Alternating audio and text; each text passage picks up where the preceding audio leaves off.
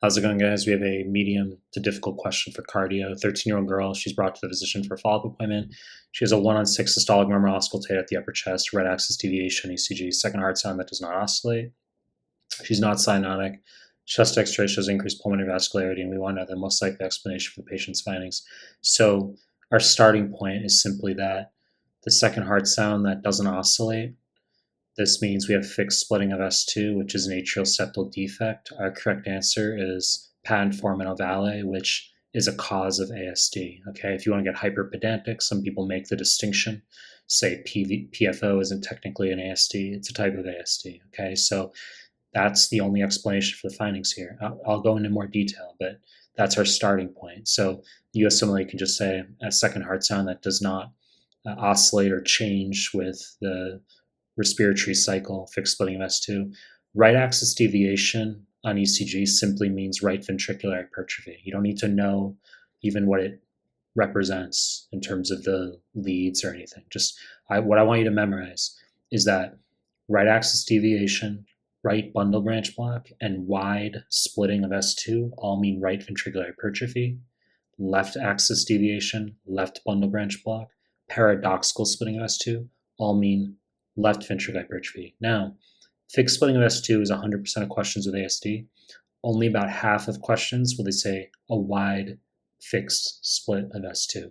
Now, if you had a wide fixed split of S2, what would that mean? It would mean that you have right ventricular hypertrophy secondary to chronic volume overload from the ASD, which we do have here, but we told you that we have right axis deviation.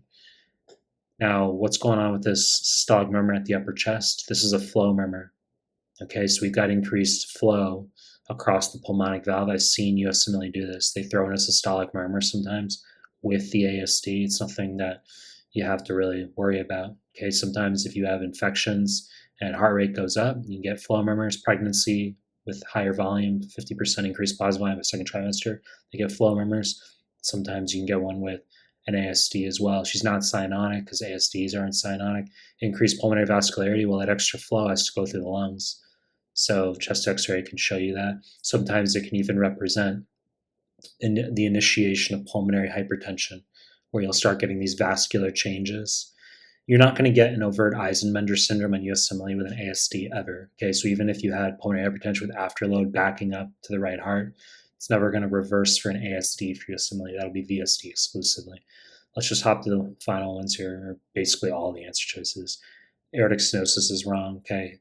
It's not that you can't see it in kids, because bicuspid aortic valve, you can absolutely see in pediatrics on USMLE. I've talked about that. It doesn't have to be a middle-aged person with an early calcified valve, okay? Aortic stenosis can be familial autosomal dominant. They can give it to you in a 3-month-old. I've seen it on the exam. It can also be Turner syndrome, of course, for bicuspid aortic valve. And if it's not bicuspid, it can occur due to senile calcification, 70s and 80s sometimes. So this is SAD, syncope, angina, dyspnea, and you're going to have a mid-systolic murmur, which is aka crescendo decrescendo systolic murmur.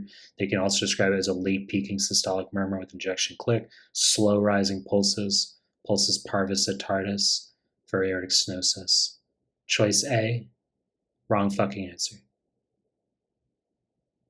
Choice B, myxoma is wrong. So cardiac myxoma is the most common cardiac tumor in adults. Pediatrics, you have rhabdomyoma, which would be tuberous sclerosis.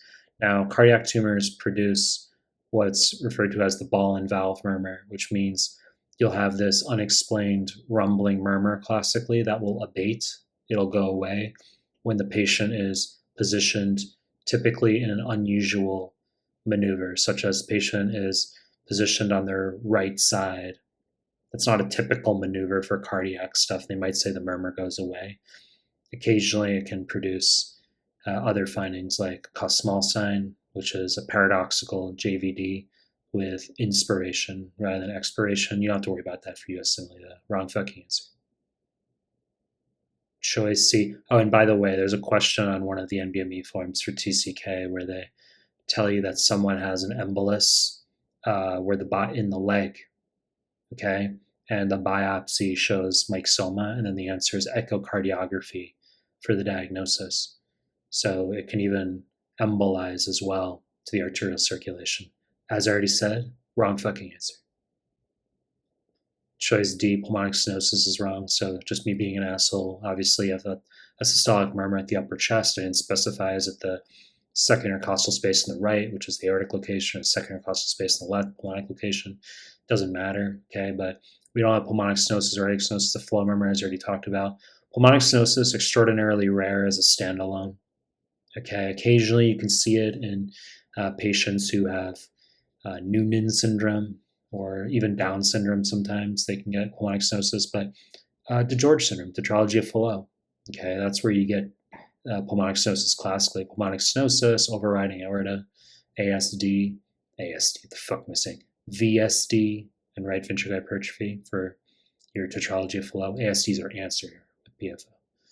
Pulmonic stenosis, wrong fucking answer. Choice C, venous hum is wrong. Shows up in a TCK and BME. This is a diagnosis of exclusion, meaning you eliminate to get there. It's a benign pediatric murmur where they'll say there's a rumbling murmur in the neck that goes away when the child is laid supine with the neck rotated. So you just need to know it exists. It's a thing. So in pediatrics, when you get to 2CK3, you need to know that it's quite common for them to get various murmurs, and they often just grow out of them. And flow murmurs, as we already talked about, you can see with pediatric infections as well. It doesn't mean they have any valvular abnormality. Venous hum, wrong fucking answer.